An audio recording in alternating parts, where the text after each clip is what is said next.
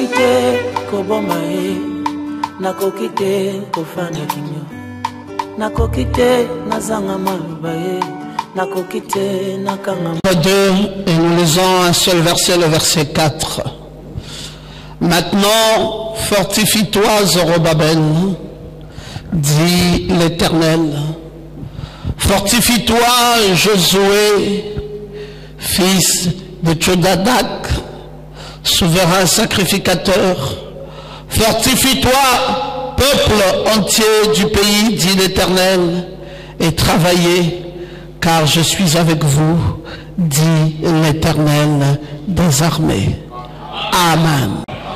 Est-ce que vous appréciez le message que nous écoutons depuis lors? Qui apprécie réellement?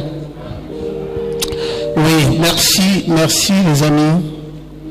Cette étude, je pense que c'est une très très grande étude. La gloire du second temple est vraiment une grande étude. Nous l'avons commencé tout timidement, mais quand nous sommes entrés dans les paroles prononcées par le prophète Agé, j'ai encore compris qu'il y avait une nouvelle dimension dans cette étude. Et nous aimerions que vous compreniez cela et que vous compreniez bien ce que Dieu nous dit au travers de cette étude sur le second temple. Et revenons sur le prophète Agé, il a dit 7 choses. Et d'ailleurs ce soir, nous allons parler de la 5e des choses. 7 choses, et cette chose très importante, il nous a rappelé qu'il y avait des survivants qui étaient dans l'ancien temple et qui à nouveau sont dans le nouveau temple. Et il a dit à ceux-là qui avaient vécu le premier temple, est-ce qu'ils avaient vraiment vu la gloire, la première gloire qui était dans ce temple? C'était la deuxième chose qu'il relevait quand il a parlé au prophète Agé. Et la troisième chose, c'était simplement que de dire, comment la voyez-vous aujourd'hui? Elle était dans sa première gloire. Il y avait des survivants. Et comment la voyez-vous aujourd'hui était la troisième chose. Et la quatrième chose, et celle que nous avons étudiée la fois dernière, c'était ne paraît-elle rien à vos yeux aujourd'hui? Cette gloire, cette maison actuelle, celle qui est comparée à la première, comment paraît-elle à vos yeux aujourd'hui? Et nous avons vu, pour mieux situer cela, nous avons pris un nouveau temple qui est Jésus lui-même, et nous avons dit comment le voyons-nous? Et là, tout de suite, nous avons compris qu'il y avait plusieurs façons de le voir. Il y avait ceux qui pouvaient le voir comme un sujet de scandale, mais il y en a qui pouvaient le voir comme quelque chose de tellement glorieux. Et d'ailleurs, Pierre va bien le dire en disant, mais à qui d'autre irions-nous? Et voilà comment lui, il avait vu Jésus. Il avait vu Jésus de la bonne manière, il avait vu que c'était le Messie, il avait vu que c'était le Sauveur, il avait vu que c'était lui l'auteur même de la vie. Et il a dit, mais à qui d'autre irions-nous? Cependant, les autres, ils ont murmuré, les autres, ils étaient scandalisés, et les autres, ils se retirèrent même, et ne voulaient plus rien avoir à faire avec Jésus, parce que pour eux, Jésus était un cannibale. Comment quelqu'un peut-il oser dire qui ne mange de ma chair et boit de mon sang n'a de la vie éternelle? C'était un cannibale pour eux. Et nous avons compris tous les bons commentaires que Frère Branham a dit là-dessus. Il a dit que Jésus avait fait exprès parce que il voulait éloigner les parasites. Alléluia. Et effectivement, que les parasites s'éloignèrent de Jésus. C'était un fait exprès parce que c'était l'entrée dans le troisième poule. Et là, l'entrée dans le troisième poule n'est pas donnée à tout le monde. Et la pyramide s'amenuit et là, il n'y a que les prédestinés. Et parce que le troisième poule est complètement différent du premier et du deuxième. Vous savez que dans le troisième pool, c'était les anges, alors que dans le premier pool, c'était des oiseaux, et même dans le deuxième pool, des gros oiseaux. Mais quand on est arrivé au troisième pool, c'était des anges. C'était vraiment bien d'avoir compris toutes ces choses jusque-là. Et nous voulons entamer ce soir la cinquième chose. Et la cinquième chose, eh bien, celle que le prophète Agé dit, maintenant fortifie-toi, Zorobabel. Il s'agit ici d'une fortification. Une fortification. Il faut que celui qui est faible se sente fort. Il faut que celui qui est chancelant se sente fort. Il faut que celui qui est épuisé se sente fort. Il faudrait que celui qui a perdu de l'énergie se sente fort. Et qui avait perdu de l'énergie si ce n'est Zorobabel? De là où il venait, mes amis, à là où il était, quel grand travail! Quel grand travail c'était pour cet homme, pour ce gouverneur de Jérusalem. C'était un travail fort. En captivité 70 ans. Maintenant on te met à la tête d'un peuple et Dieu te donne un fardeau, celui de reconstruire son temple. Et tu dois ramener le peuple quittant de la Babylone, là où il y avait toute la confusion nécessaire, les amener à nouveau dans la vérité. Et être là, en train de reconstruire quelque chose qui avait été détruit. Vous savez, mes amis, c'est plus facile de construire, mais c'est très difficile de reconstruire. Ouais. Quand vous voulez construire, c'est facile. Mais quand il s'agit de la reconstruction, c'est très très difficile. Il faut être fort, il faut être courageux. Il faut vraiment s'attendre à l'Éternel. Et là, il fallait que Dieu dise à Zorobabel d'être fortifié. Et sois fort. En grec, ça veut simplement dire en dynamo. En dynamo, c'est le mot qui convient pour dire sois fort en grec. Mais en dynamo, ce terme tire sa racine par dynamis.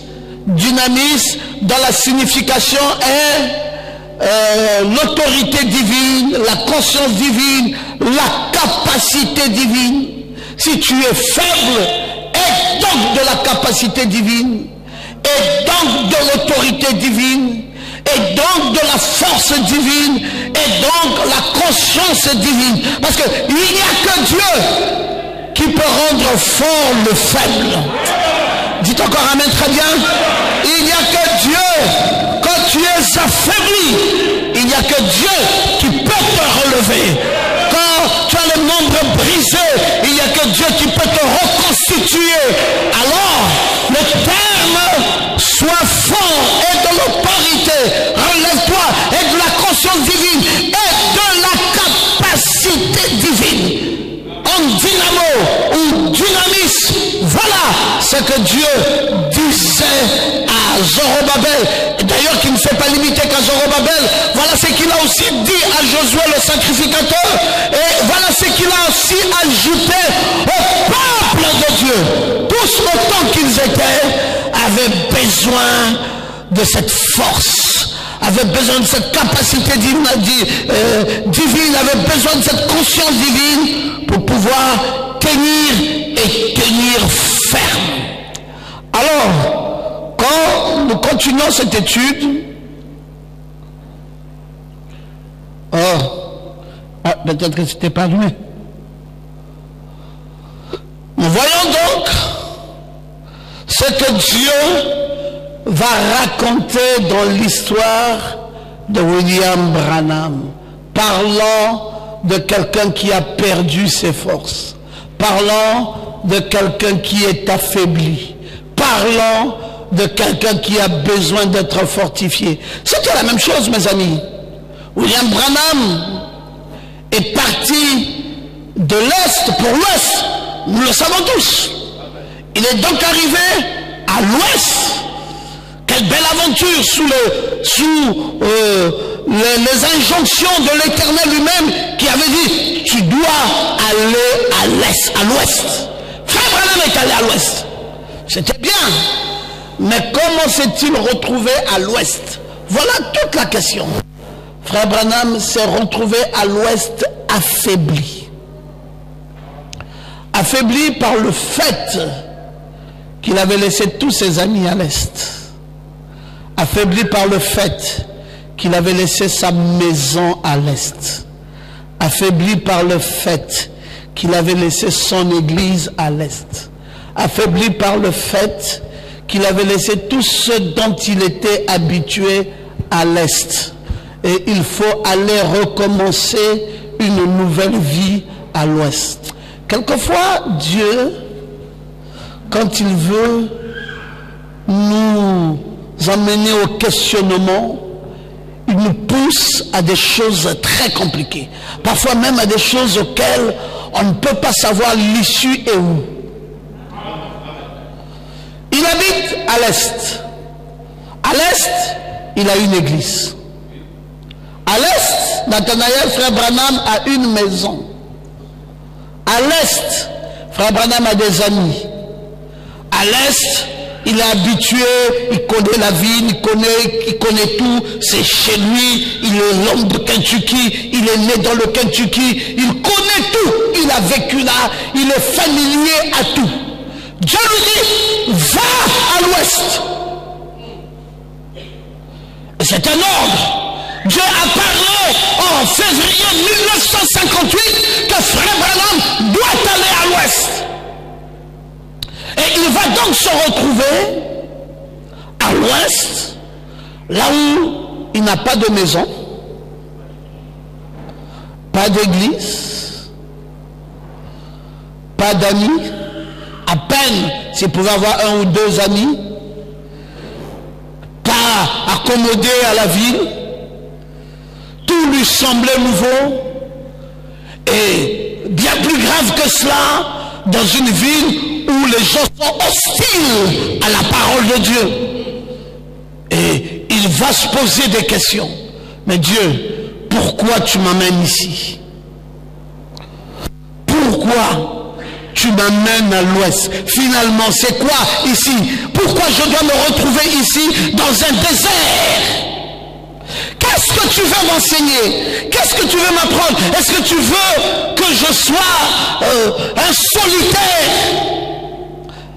Je suis attristé. Je suis abattu. Il est bien vrai qu'il faut suivre les ordonnances de Dieu. Il est bien vrai qu'il faut suivre Dieu. Mais suivons quand même Dieu dans quelque chose qui apporte la gaieté. On ne peut pas suivre Dieu dans une chose qui vous fatigue, qui vous réduit, qui vous rabaisse, qui à la limite vous tue, ou même vous détruit. Mais il faut nécessairement suivre Dieu.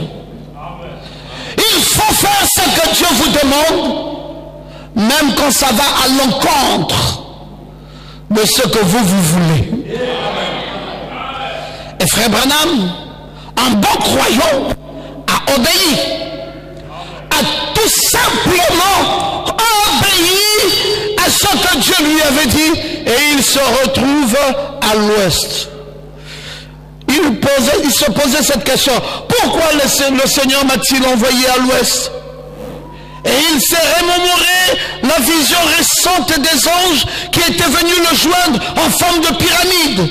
La vision avait commencé par une telle déflagration qu'il s'était même demandé comment quiconque pourrait y survivre devant la déflagration de la vision qu'il avait reçue, qui d'ailleurs l'avait poussé à prêcher: monsieur, est-ce le signe du temps de la fin? Ou monsieur, quelle heure est-il? Parce que frère Branham, pour lui, bon, c'est déjà l'annonce de sa mort. Dieu ne veut plus le voir comme un vivant, Dieu veut qu'il s'en aille. Alors frère Branham est souffrant. Il dit: mais Dieu, est-ce que simplement pour tuer un homme que tu dois l'amener à l'ouest? Si Si tu voulais donc ma mort, il fallait me laisser mourir là-bas à Jeffersonville, là où j'ai mes parents, là où j'ai mes amis, là où j'ai mes frères, là où j'ai mon église, là où j'ai ma maison, là où j'ai tout pour moi. Et frère Branham continue à se poser des questions.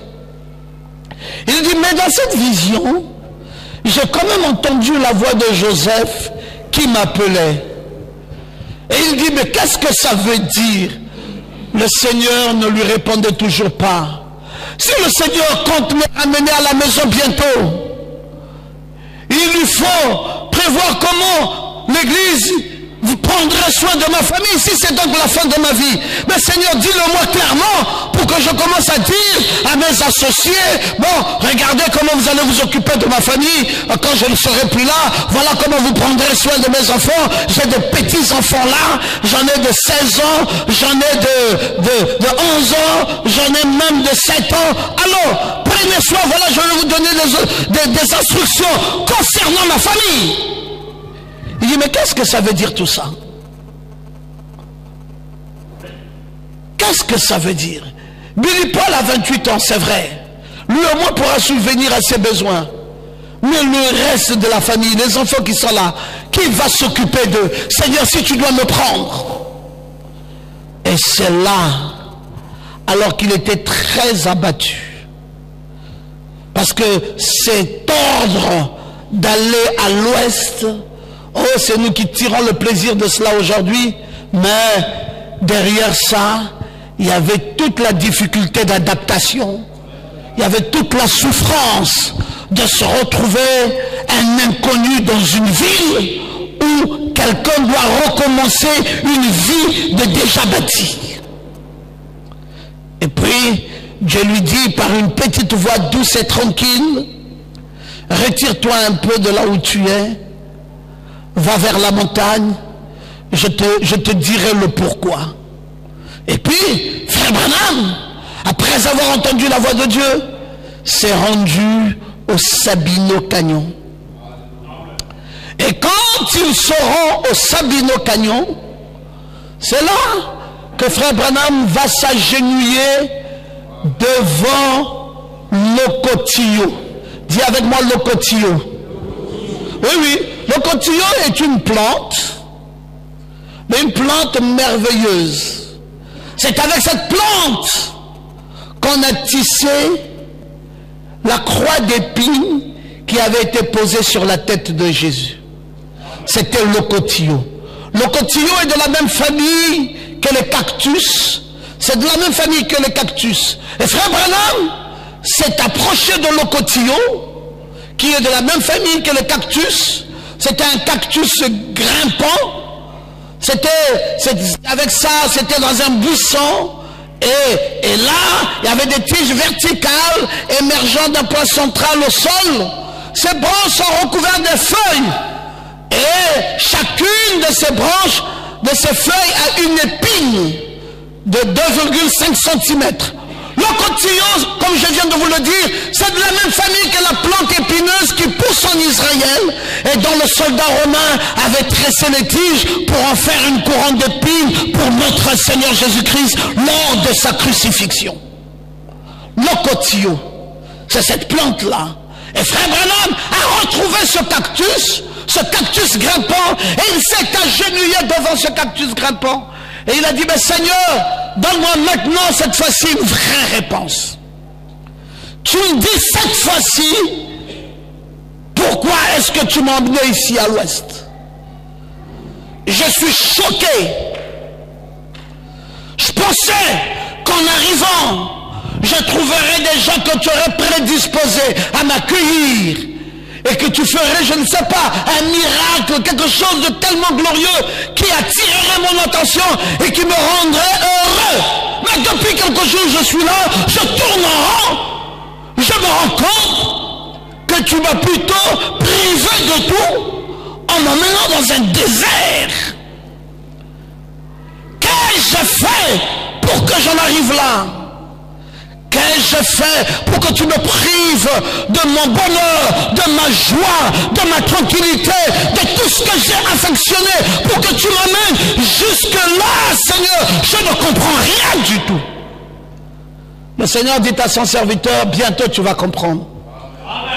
Va au Sabino Canyon, mets-toi à genoux devant le cactus grimpant, devant l'Ocotillo, et moi je vais te parler là.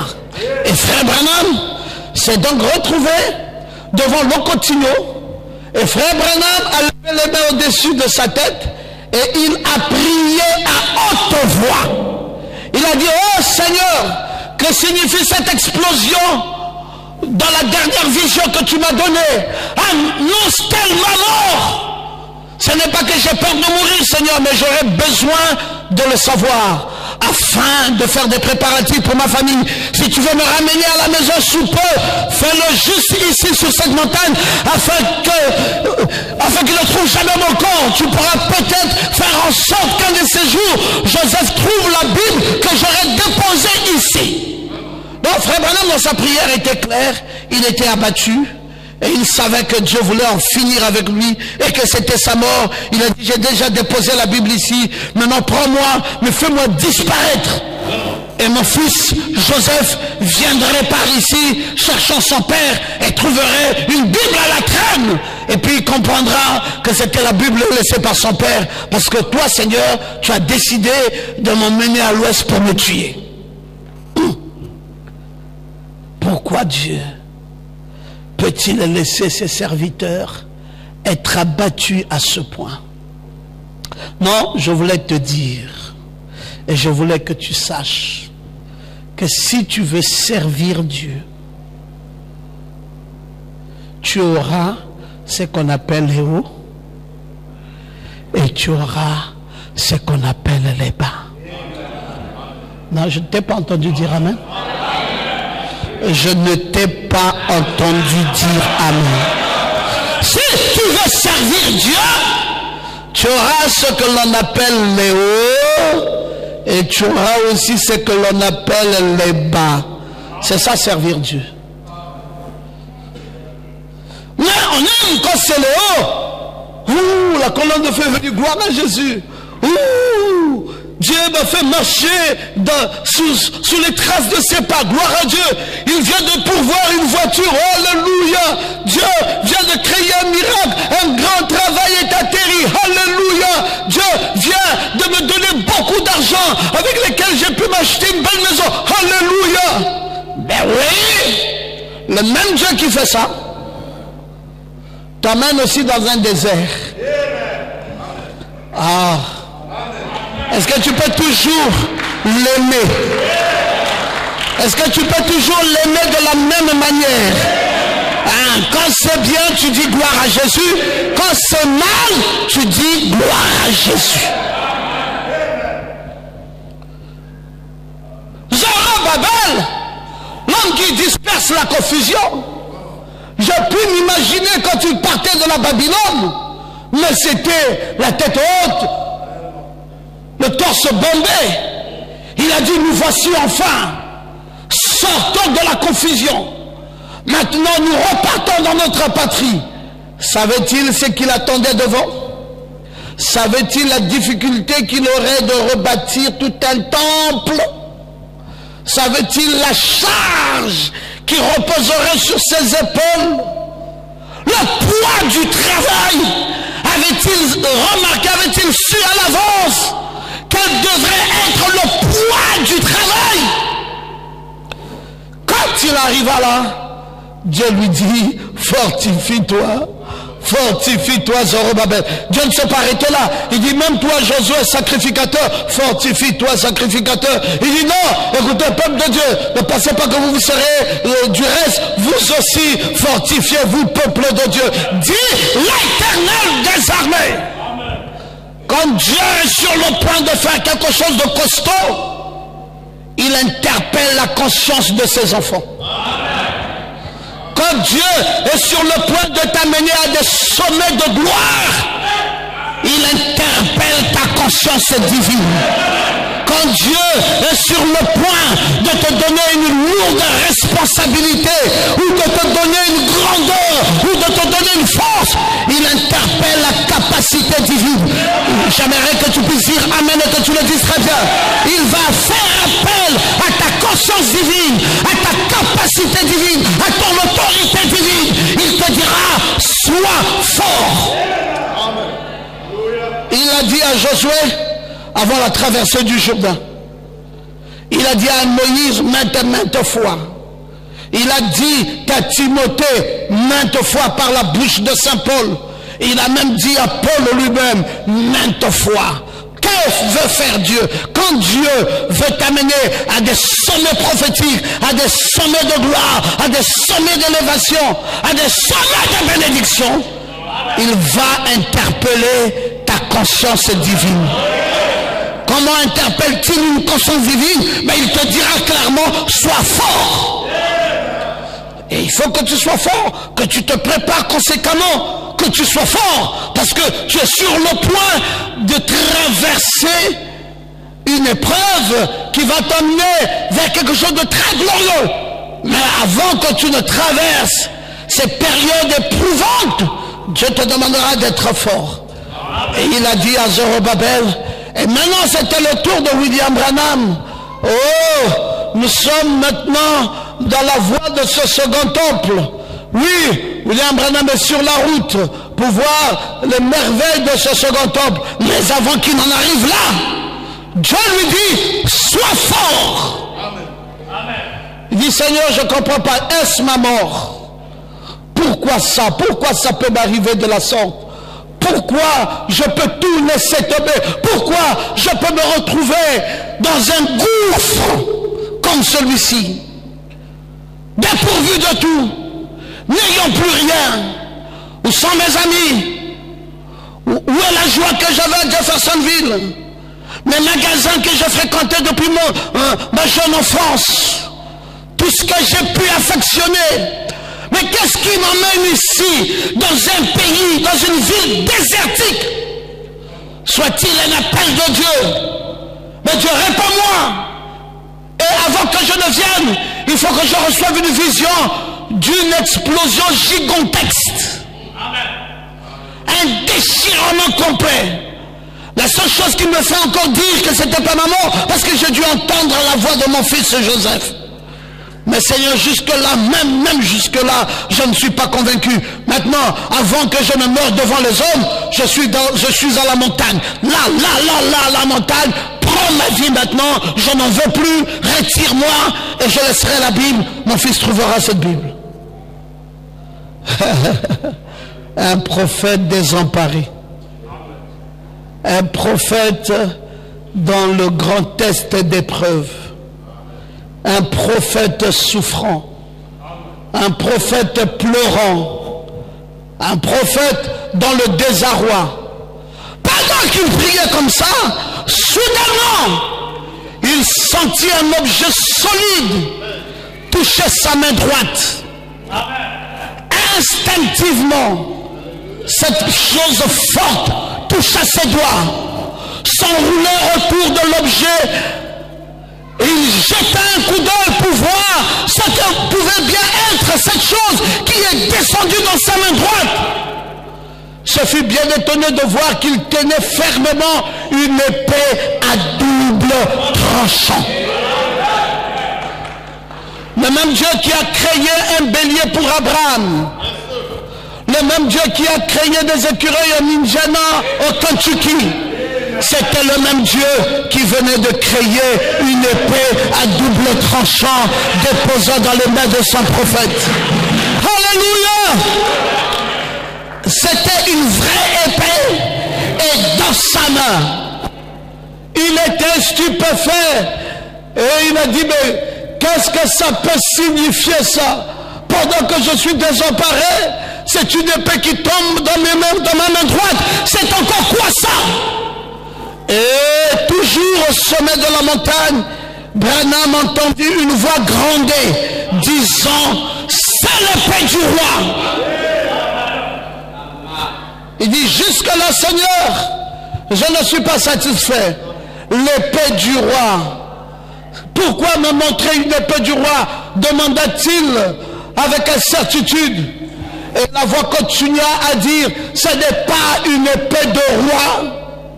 La voix lui répliqua, mais c'est l'épée du roi. En insistant sur l'article du, c'est l'épée du roi. Pas l'épée d'un roi, mais l'épée du roi. C'est quoi l'épée du roi? C'est la parole de Dieu. Alléluia. Alors, ce n'est que là que frère Branham pouvait redescendre de la montagne et savoir que Dieu est un Dieu de paradoxe. Parfois, quelque chose vous semble bizarre, mais derrière ça, il y a les raisons de la parole. C'est pour cela, chers frères, tout ce qui arrive dans ta vie, ne vois jamais ça d'une autre manière que de voir la parole derrière ça. Tout, en bien comme en mal. C'est de là que l'on retrouve l'écriture qui dit « Toutes choses concourent pour le bien de ceux qui aiment Dieu ». Parfois, ça peut ne pas être comme toi tu le veux, mais il y a une raison de la parole. Vous savez que nous n'avons pas une autre véritable raison de vivre à part celle de la parole de Dieu. Si nous sommes encore sur la terre ce soir, c'est à cause de la parole. Si nous gagnons de l'argent, c'est pour la parole de Dieu. Tout ce que nous faisons dans notre vie, la véritable raison, c'est la parole de Dieu. Et que si Dieu veut retirer sa parole de nos vies, qu'il nous laisse mourir. Parce qu'en dehors de la parole, nous n'avons plus une véritable raison de vivre. Et Dieu avait répondu à son prophète.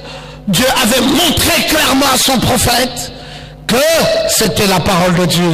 Et il lui a dit, c'est l'épée du roi. C'était l'épée du roi. Et il lui a montré clairement que c'est l'épée du roi. Non pas l'épée d'un roi, mais l'épée du roi. Et frère Branham a pris sa Bible. Il a dit, la vérité de la Bible a été la seule arme solide pour en arriver à la défaite de Satan. Il dit, c'est seule la Bible qui est la vérité, la vraie vérité, qui peut amener Satan dans une défaite. Non pas seulement Satan, mais Satan et ses démons. Et ce fut le seul guide à montrer le chemin vers la vie éternelle. Ce fut la boussole que frère Branham utilisait pour orienter sa vie. C'était son absolu. Tandis que les palpitations de son cœur s'atténuaient graduellement. Il sentait que le Seigneur lui parlait tout doucement, comme une voix à l'intérieur de sa tête qui lui disait « Ne crains pas de mourir, il s'agit du troisième boule de ton ministère. » Oh, acclamons Dieu pour cela. Il s'agit du troisième boule de ton ministère. Maintenant, frère Branham a la réponse. Mon Dieu, il a enfin la réponse. C'est l'étape actuelle de sa vie. L'étape actuelle de son ministère. Et pour frère Branham, c'était le troisième pôle de son ministère. Enfin, frère Branham savait désormais qu'il venait là de tourner une nouvelle page de sa vie. Mais compliqué. Tourner la nouvelle page de sa vie ne se passe pas avec les rires aux éclats. Tourner la nouvelle page de sa vie est encombré de beaucoup d'obstacles. Tourner la nouvelle page de sa vie, je vous ai dit que pour arriver dans ce chemin du troisième poule, alors ce n'était plus spacieuse et large et grande la voie qui menait à la perdition, mais c'était resserré, étroit, la voie qui mène au ciel. Je vais même dire le chemin qui mène au ciel. Donc, vous direz à quel point frère Branham avait fait son expérience. J'aimerais que toi aussi, tu fasses ton expérience. Et l'expérience de chacun de nous ne ressemblera jamais à l'expérience de l'autre. Mon expérience dans ma foi avec mon Dieu n'est pas forcément ton expérience à toi. Chacun de nous devra pouvoir vivre son expérience personnelle avec son Dieu.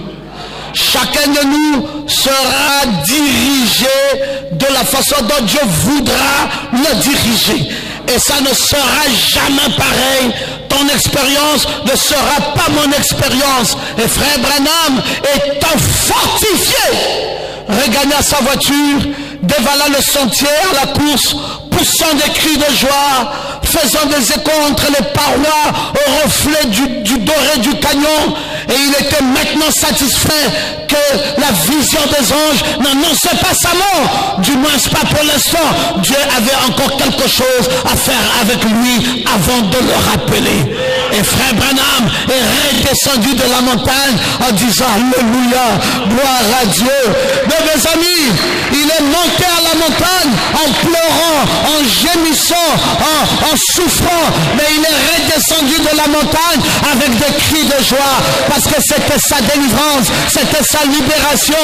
Maintenant, il comprenait bien. Maintenant, il comprenait bien la voie tracée de Dieu pour sa vie. Je dis que toi aussi, tu monteras avec des pleurs, avec des gémissements, mais tu ne redescendras pas de la façon dont tu es monté. Tu redescendras avec des cris de joie.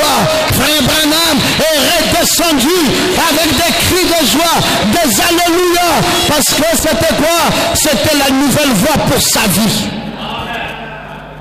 Branham nous dit dans Jéhovah Jireh, il dit dans Genèse 17, il a fortifié Abraham en vue du miracle. Comment Dieu l'a fait?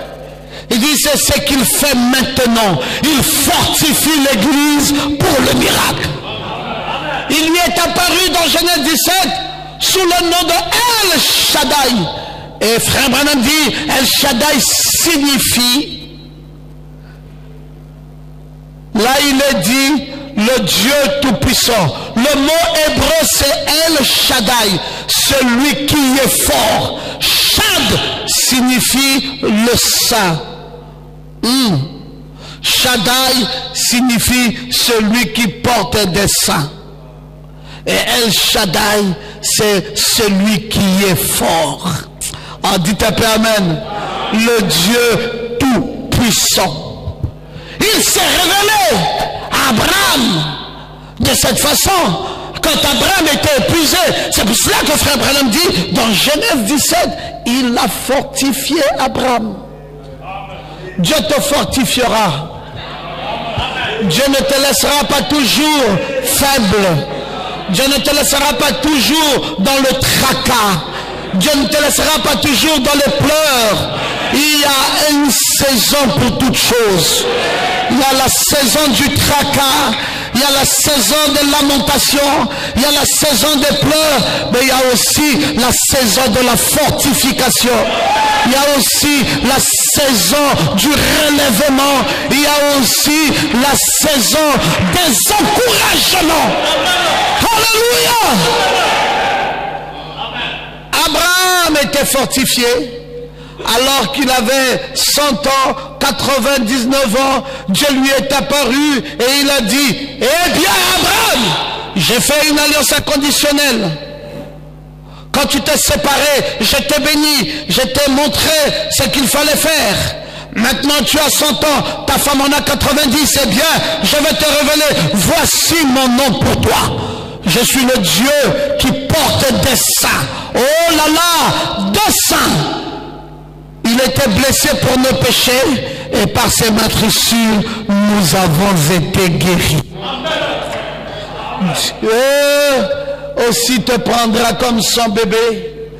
Il te donnera les seins quand tu pleureras. Et quand tu auras pris un sein, comme si ce n'était pas suffisant, il balancera l'autre sein. Il est le Dieu El Shaddai. Il est le Dieu qui sait prendre ses enfants. Il est le Dieu qui sait les consoler. C'est pour cela, sois fort. Le troisième bout, la saison dans laquelle nous entrons, a besoin des hommes forts. Je ne t'ai pas entendu dire amen. Être fort veut dire quoi? Être fort veut dire fort en toutes choses.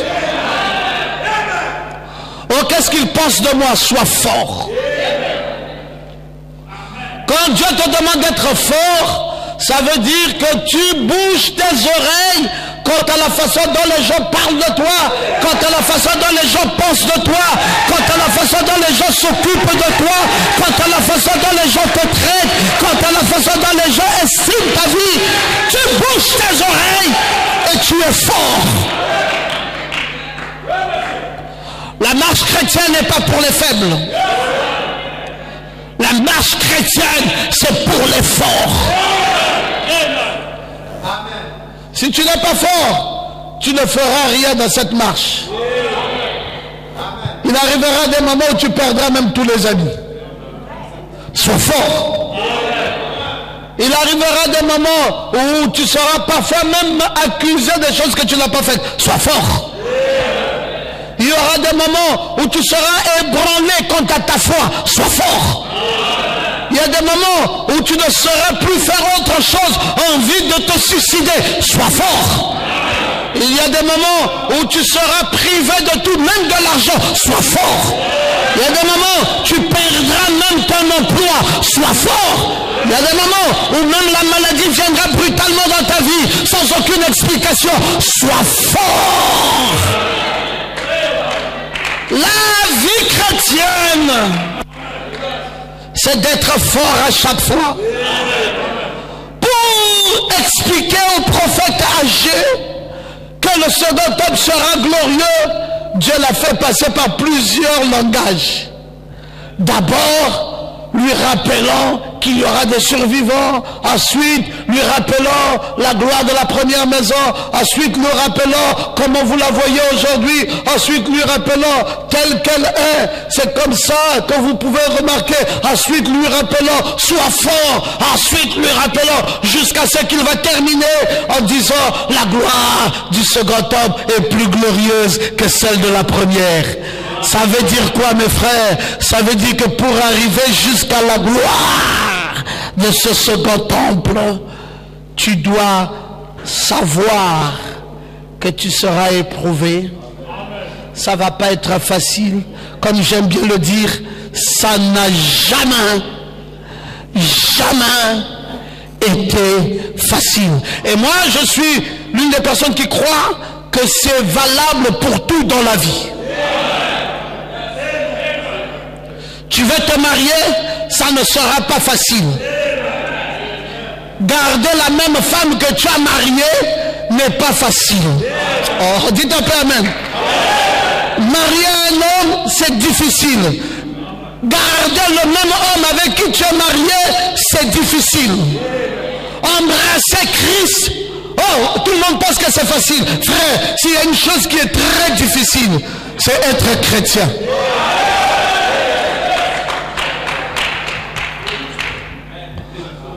Mais parce que quand tu es chrétien, tu as un problème de conscience. Ce qui détruit le chrétien, c'est quoi? C'est la conscience. Le païen, il vit 100 à l'heure. Il fait son désordre comme il veut. Il n'a aucun reproche à se faire. Il va à 100 à l'heure. Mais toi, le chrétien, dès que tu veux partir, pouf, la conscience te prend, te ramène, dit qu'est-ce que tu as fait, arrange.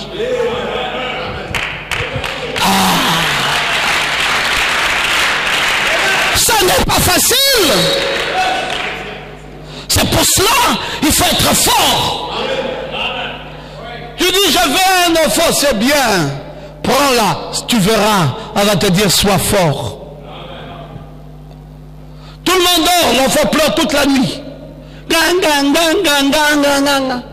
C'est pour ça les moments où nous vous respectons. Si vous n'aviez pas été forte, on n'aurait pas grandi jusqu'à la taille qu'on a.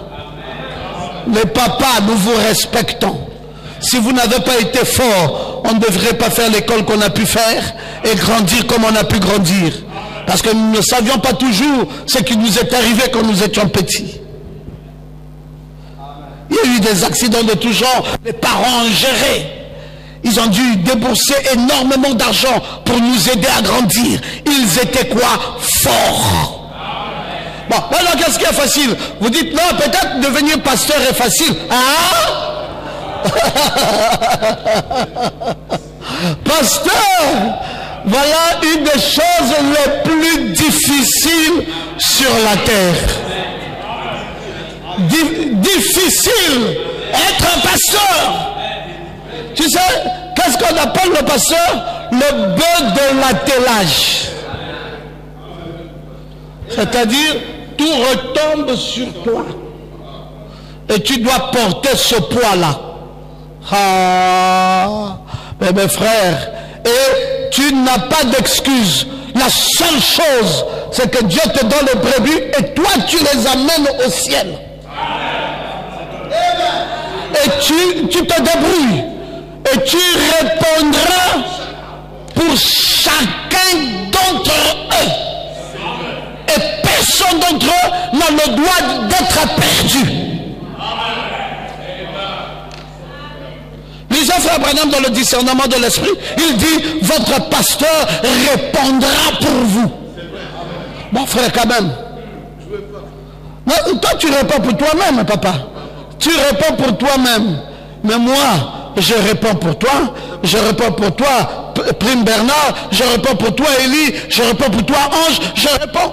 Attends, c'est trop de fardeau, c'est trop difficile, et il faut gérer ça, mais il faut gérer de la bonne manière. C'est pour cela, mes amis, priez beaucoup pour le pasteur. Priez pour lui, ce travail.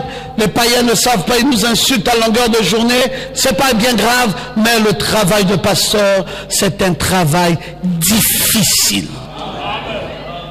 Si Dieu ne te soutient pas, si la grâce de Dieu n'est pas avec toi, mon frère, tu ne feras pas du chemin. Là. J'étais là avec des amis, on était bien là en ville et tout ça en train de travailler. Et puis paf, je leur dis c'est fini, je ne peux plus être avec vous. Je dis, comment ça? Je dis le devoir pastoral m'appelle. C'est compliqué frère. C'est compliqué. Tu es toujours en train d'interrompre tout à cause du devoir. Le devoir sacré. Le devoir de vous prêcher la parole. Le devoir de chercher ce qui vous conviendrait. Le devoir de vous parler de l'ocotillo. Mais l'ocotillo, là, frère, c'est pas tout le monde qui connaît ça. Le cactus grimpant. Là où le soldat romain a pris pour tisser la couronne d'épines sur la tête de Jésus. C'est là où Branham s'est retrouvé. Dans le Sabino Canyon. Pour que l'épée du roi tombe dans sa main. Oh, que Jésus soit béni. Si l'image du Christ n'est pas dans votre vie, vous n'aurez jamais de résultats. C'est pour cela, mes amis, je bénirai Dieu toute ma vie pour le prophète William Branham, qui a été un homme spirituel et qui a compris ce qu'il fallait faire pour pouvoir marcher avec notre Dieu. Que son nom soit béni. Est-ce qu'on peut l'acclamer, mes frères? Est-ce qu'on peut lui donner l'acclamation, la gloire? Alléluia! Gloire à Jésus.